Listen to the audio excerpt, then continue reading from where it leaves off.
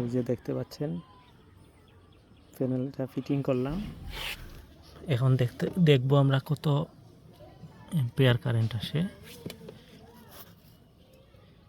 এই যে আমরা এম্পিয়ার পাচ্ছি 1.34 এম্পিয়ার। ভোল্টেজ আসছে 22 ওয়াট, আসা যাওয়া করতেছে 13, 14, 15 ওয়াট এরকম পাচ্ছি।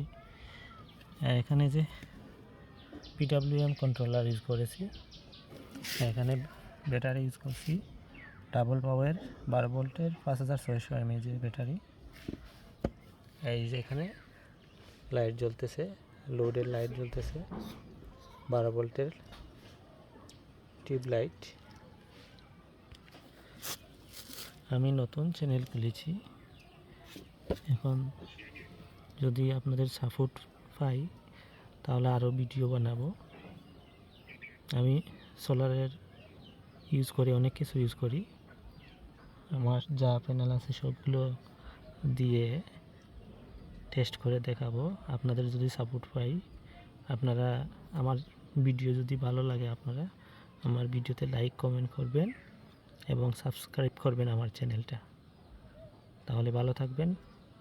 আল্লাহ হাফেজ।